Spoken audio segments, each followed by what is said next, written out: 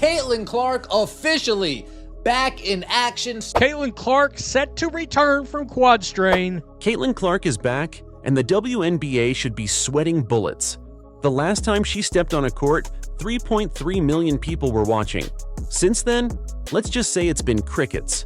Ratings crashed, ticket sales vanished, and WNBA executives started acting like someone unplugged their life support. Teams moved home games to bigger arenas when Indiana came to town to accommodate more fans. That's about Caitlin Clark. How do we know this? Attendance for the entire league was up nearly 50% last year. According to data from across the timeline, and Indiana led all teams with an average attendance of 17,035. That was up 319% from the year earlier. But now that she's returning, one thing is clear. This isn't just a comeback, it's a reckoning. While the league was busy trying to convince fans that Angel Reese missing open layups was somehow must-see TV, casual viewers made their voices loud and clear.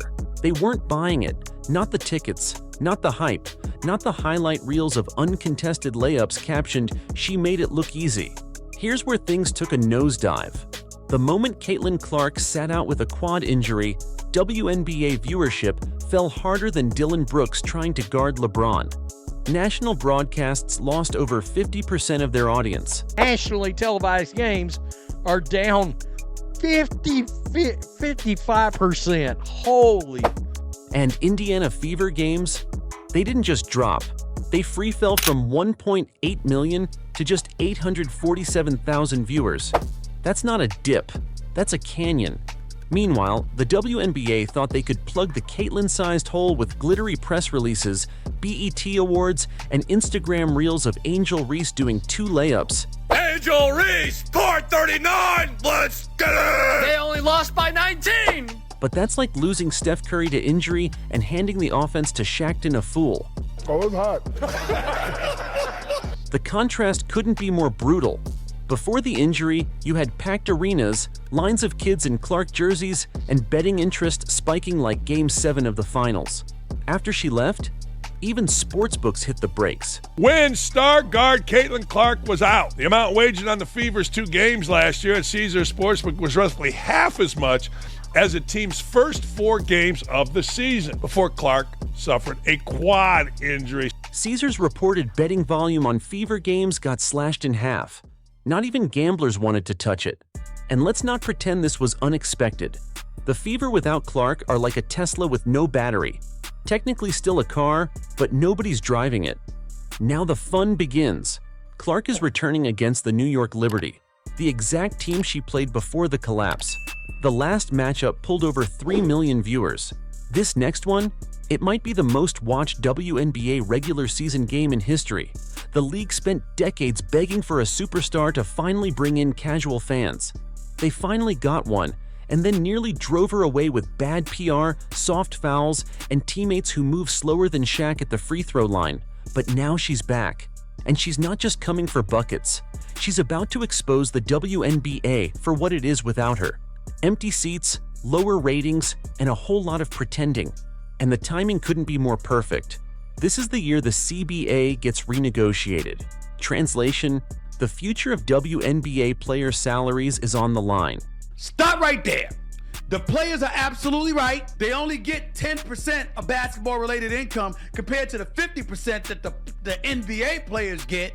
I said Caitlin Clark, rising tide lifts all boats. As much as her presence was maximized by the WNBA, you players could have done more to assist it. But without Caitlin on the floor, the numbers don't lie, and they're not looking good for anyone not wearing number 22. Then are you willing to admit how stupid it was for y'all not to go all in speaking your piece to elevate Caitlin Clark? So therefore even more attention could have come and y'all could have reaped the benefits? Now you're gonna do it anyway, and I get that, but you see my point?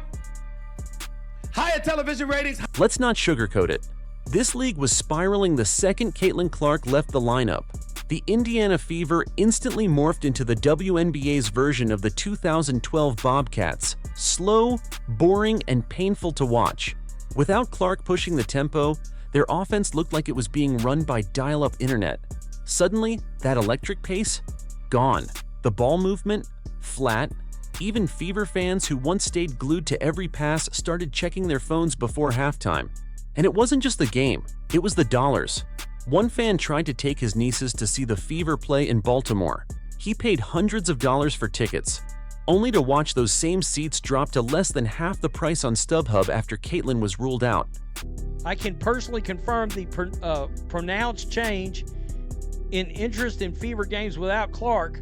A week ago, I bought 4 tickets on StubHub to take my sports-playing nieces to the Fever Mystics game in Baltimore. The tickets in the same row are now less than half of what I paid. That's not a price dip. That's a clearance sale. And what did WNBA legends like Sue Bird and her wife Megan Rapinoe say to fans asking for refunds? Grow up. Seriously, grow up. Articles, it's unclear whether the teams will provide any compensation for fans who bought tickets to their games. And I was like, what? Grow up. These fans aren't just casuals, they're the very people who are about to bankroll the next generation of WNBA contracts. But instead of being appreciated, they got clowned for wanting to see the only reason they bought the tickets in the first place. You think LeBron goes down and the NBA tells fans to suck it up and enjoy Kyle Kuzma's warm-ups? No way. This is where the disconnect becomes undeniable. The WNBA keeps begging to be treated like a business, but when its top asset gets sidelined, it acts like a high school theater group hoping no one asks for a refund when the lead breaks her leg. You can't say, "Take us seriously," and then laugh in the face of the very people paying your bills. And what about the media? They've been working overtime to convince us that Angel Reese is the league's next big star. Jamil Hill has made a bold prediction that Angel Reese will become the MJ of the WNBA by the time she retires. That's what she said. Okay? Let me continue. Okay. All right. So Bet gave her Sportswoman of the Year for the 3rd time in a row. Over Aja Wilson, by the way. A 3-time MVP and 2-time champion got snubbed. For a player who's shooting layups like Ben Simmons with the yips, if the league wanted to promote a new face of the WNBA, they should have picked one that doesn't need 3 highlight angles to make a single basket. It's not hate, it's reality. You want to elevate the game? Start with performance. Caitlin Clark brings speed, shooting, vision, and results. Angel Reese brings drama, missed shots, and BET trophies. One moves the needle, the other moves memes. If you're enjoying this content and want to keep up with the real stories behind the WNBA headlines, make sure to hit that subscribe button. It helps the channel grow and keeps these videos coming. Now let's talk about receipts, because Caitlin Clark's return isn't just about views, it's about evidence. The WNBA spent years limping along with borrowed money from the NBA and praying a superstar would magically appear. Then Caitlin Clark showed up and gave them a miracle, and somehow they still fumbled it. The moment she signed with Indiana, everything changed. Preseason games averaged over 1.3 million viewers. Down 55%. I don't know why they turned around one sentence down, put 53. Averaging 1,810,000 viewers with Clark compared to 847,000 without. Want the numbers? Here's the truth bomb. Fever games with Clark, 1.8 million average. Without her, 847,000. That's not just a dip, that's a 53% nosedive. It's like tuning in for Steph Curry and getting Chris Dudley. And sportsbooks noticed too. Betting volume on Fever games got sliced in half when Clark was out. No one's putting money on slow-motion half-court sets and awkward layups. When your most exciting play is a rebound, fans are out. But it gets even worse behind the scenes. This year isn't just about basketball. It's a CBA negotiation year. And let's be real. Owners are already sharpening their pencils and highlighting the one big argument they didn't expect to have. What happens if Caitlin gets hurt again? Because now they've got proof. All the owners have to do is say, what if she gets injured again? It's like, we are not committing to this because she can get injured again. And if she gets injured again, it's over. Without Clark, this league doesn't just lose momentum, it flatlines. Owners can walk into those meetings and drop Nielsen charts on the table like, so you want bigger contracts? Explain why viewership dropped 55% the minute number 22 left the floor. That's not a bargaining chip. That's a sledgehammer. And the irony? Players like Angel Reese, Brittany Griner, and others were banking on this CBA to change the league forever. They thought they had leverage. They thought Clark was just a bonus. Spoiler alert, she's the whole deck. Without her, the WNBA can't demand more TV rights money, more sponsorships, or bigger team valuations. Clark brought those things in the door. But now that she's missed time, owners are seeing the floor drop out from under them, and they're not about to pay luxury prices for clearance rack returns. This comeback isn't just about basketball, it's about business. The WNBA was finally on the verge of becoming profitable, but all of that momentum was hanging by a thread named Caitlin Clark. And now, she's back to show just how fragile this whole setup really is. Let's be brutally honest.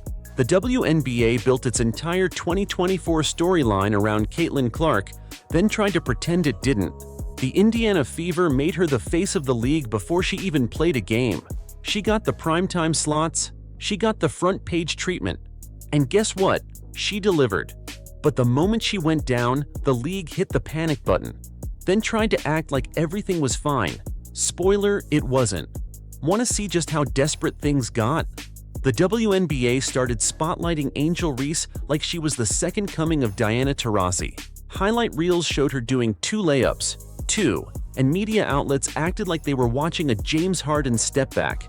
And don't forget CBS Sports, who posted a highlight reel of Angel's game with only 2 plays.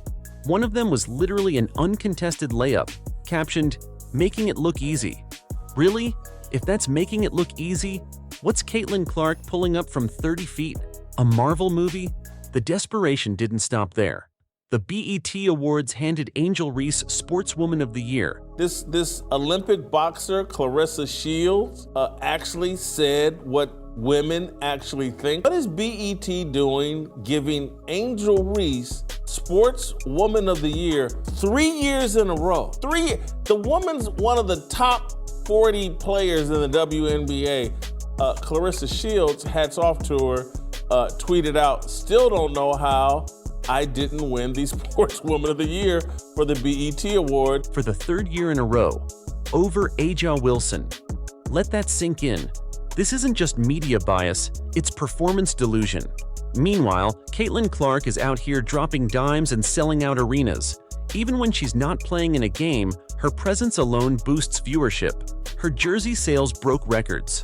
Social media engagement spikes when she's mentioned. She is, hands down, the biggest draw women's basketball has ever seen. But here's the kicker. The league still acts like she's just one of many. No, she's not. You can't swap her out like she's a bench player. She's the reason casual fans even know there's a team called the Indiana Fever. And now, she's coming back. To the very stage that proved her power. The rematch with the New York Liberty isn't just a big game, it's the game. The same team. The same storyline. But now, the world is watching to see if the Fever bounce back or if the league's Cinderella moment was just smoke and mirrors. If she drops 25 and the Fever win, there's no more pretending, no more talking points, no more bet awards handed out like candy. Caitlin Clark set to return, cleared for basketball play.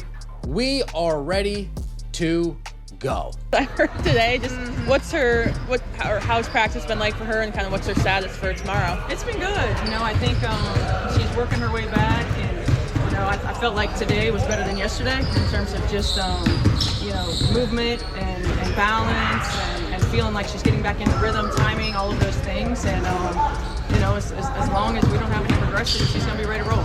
The numbers will speak louder than any press release. This isn't just a return, it's a statement. The WNBA said it could survive without Caitlin Clark. Now they get to find out if that was a bold-faced lie. So here we are, Caitlin Clark is back, and the WNBA has nowhere left to hide. If you're enjoying this content and want more no-fluff breakdowns on everything WNBA and Caitlin Clark, hit that subscribe button and help us keep this conversation alive.